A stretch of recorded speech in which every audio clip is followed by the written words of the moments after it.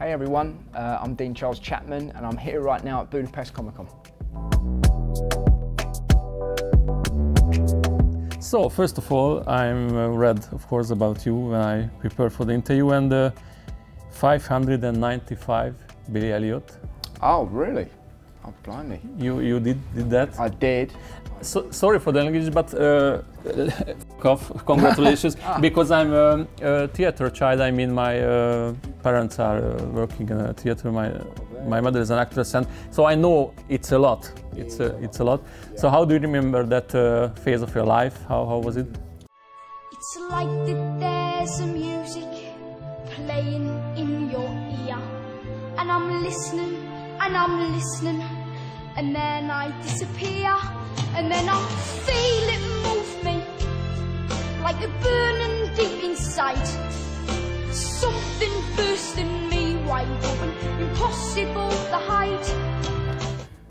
Well, I never went to any kind of drama school, so for me, looking back on that, that was really where I learned the sort of basics on how to act. And also, I was around 7 to 14 years old when I did that Billy Elliot the musical, and that was kind of my introductory really into the industry. And I remember it was sort of on my last year of playing Billy Elliot, and we had to shoot an EPK, like a trailer, to release to the public. And I remember stepping onto the stage and being on a makeshift film set, and they took all the seats out of the auditorium. There was big lights and big cranes with cameras attached. And that experience of feeling like I was on a film set, I was like, I want to be in film and TV, like that's actually what I want to do. But I loved theatre so much, and actually recently I really have the drive to step back into that world. That's very cool actually, your family's in that world, because it is, with the actors, it's such a nice little tight bubble when you're a part of a stage production, very much like a family. And do you plan to be in somewhere in the future in other musical or something like that, or now you don't have time because of television, the movies? I would love to. I haven't tested out my singing voice in a long time, but I would love to. I really would. Even just if it's some kind of play, it doesn't have to be revolved around musical, but just to be on stage, I feel like you learn the most as an actor on stage. Your orders are to get to the second at Quasi Wood, 1 mile southeast of the town of Auguste. Deliver this to Colonel Mackenzie. It is a direct order to call off tomorrow morning's attack. If you don't, it will be a massacre. We will lose 2 battalions, 1,600 men, your brother among them. You think you can get there in time? Yes, sir. Let's jump a little bit to 1917. Yeah.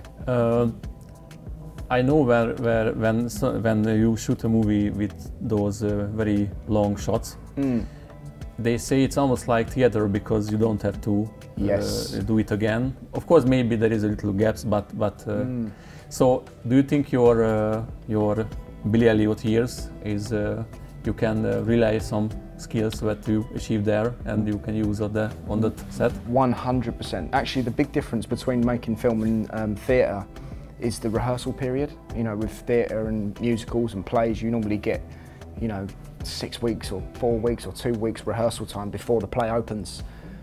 Whereas film, you know, you get no rehearsal time. You just, the first day is on set, in front of the camera, action, and that's it. You're thrown into the deep water. But with 1917, because of the nature of the project with one continuous take, we had to rehearse over a period of 6 months. So it actually felt more like making a theatre than it did film. And Sam Mendes, the director, had his sort of up and coming experience as a director in the theatre world. So all of us actually felt like we were making a play in a weird way. It was just, there was a camera there. Yeah.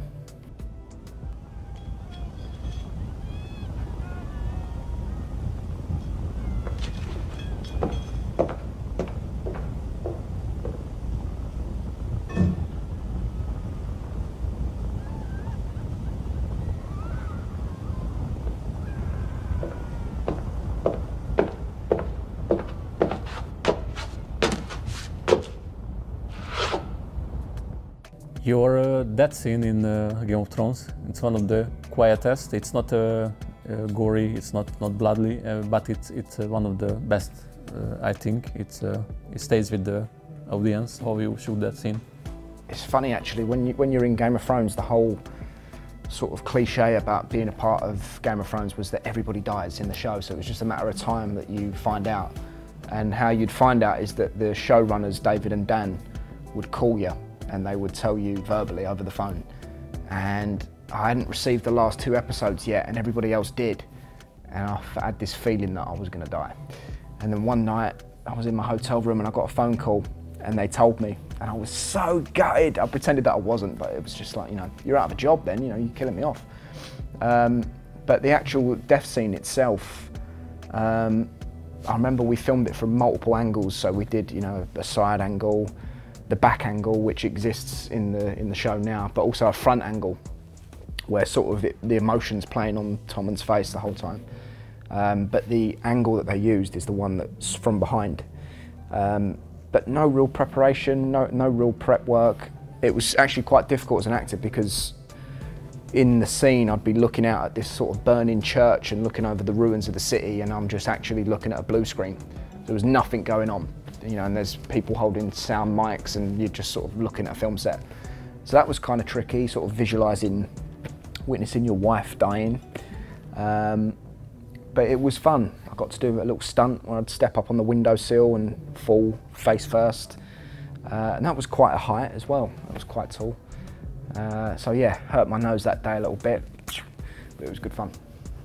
Sorry to jump into films and TV shows. That's all right. But I wanted to ask you, back in 1917, do you have any scene that is what was especially difficult or memorable because you have to run, trenches, jumpings, explosions?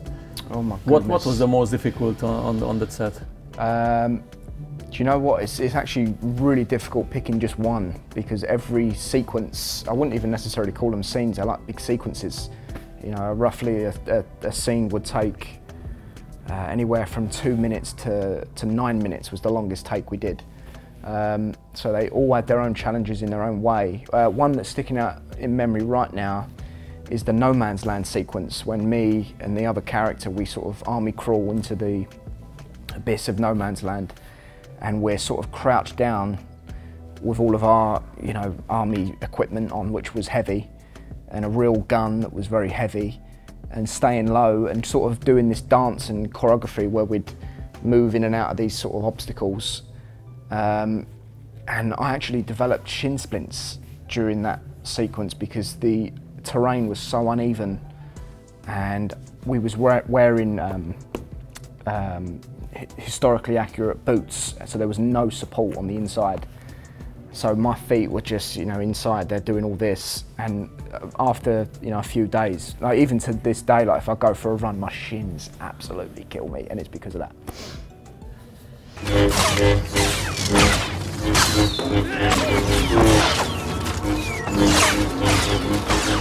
Did you have the chance to be in Star Wars? I did. How do you get that role? I mean, your agent, or how do you hear about the acolyte in first? It was through my agent. The same casting director, actually, Nina Gold. She'd cast Game of Thrones, 1917, many other things that I've been a part of before. So I love Nina, she's fantastic. And she sent my way a scene, and I had to put a tape in, and I did that. But it was all very secretive, but I knew that it was Star Wars, and I knew that I'd be playing some kind of Jedi. Sent off the tape, I got the part, and we did it. It was great fun. Actually, as a child, Star Wars is something I've always loved, and that world, I always wished that I was some kind of Jedi as a kid, so that was like a dream come true, in a way. Maybe it's not a lovely question, and we can skip that if you want, but do you have any idea why Acolyte was a little bit a flop? Do you have any theory or why? I mean, I'm not too sure. I mean, I'm actually back on social media now, but during that time I wasn't. So I was kind of out of the loop on what was being said on the internet, and any kind of reviews. I try not to read reviews. But I guess just sort of the general consensus is that people wasn't necessarily liking it that much. which happens sometimes. But there's also, you know, there's moments in film history and television history when you look back on films that didn't do so well at the time when they came out, and now people idolise these films and whatnot. So maybe it'll grow on people, you know, later on at some point, I don't know. But for me, just as an actor who gets to read many scripts, I love the script, I love the characters, I love the scenario and the stories. And I watched it as well. And I don't really watch many things that I do, but I watched that and I enjoyed it. So I guess that's all that matters. You know, it's subjective. People have their own opinions, and that's okay. Do you have the chance to be in a lot of big franchise, in cinema, in television, on the stage? Yeah. So what do you think about the video games? I love video games myself. I play them. I have done ever since I've been a kid. But in terms of, you know, like years ago, before my time, there would usually be this stigma with actors that, you know, if you're a movie actor, that's the quality. If you're a TV actor, you sort of get pushed away. You know, theatre, everyone loves theatre, and that's where actors get their start. But nowadays, all of that sort of stigma's blurred into nothing. There's sort of this freedom, creative freedom, that you can do what you want. You know, people make movies on their iPhone and upload them to YouTube. There really is no stigma anymore. But with video games, I love video games. They are true art. I love The Last of Us. To me, that's the pinnacle of video games right now. Also just bought a Nintendo Switch 2. It's great. You already have one? I do. Oh, congratulations. I do. You? No, I know. I'm planning in the future. Yeah. I have the first version with a special Pokemon edition. Oh, cool. That's It's yellow with the, cool. sticks, and it's very good. Yeah. So maybe you are not rule out, so maybe in some video games in the future, if the call come to a voice or something like that. Oh my God, goodness, yeah, definitely. Even the motion capture stuff. I mean, they do that for some movies nowadays, like Avatar and other stuff. But I'm such a super fan of like video games and the process of how that comes to be. It takes many years, and I've seen like behind the scenes footage of the Last of Us actors, you know, working out the scenes and stuff, and I think that's an incredible talent. I'd love to experience that one day. Yeah. Do you have some dream franchise? Maybe you had the chance in Star Wars, so it's hard to say bigger, but do you have still some dream franchises maybe? Do you know what? We exist in a world now where there's so many franchises, it's very hard to say. I'm a super fan of like the Marvel comics. I love X-Men, I love Spider-Man. I'd love to do like a real truthful adaptation of the X-Men from comic to film. That would be great. Yeah.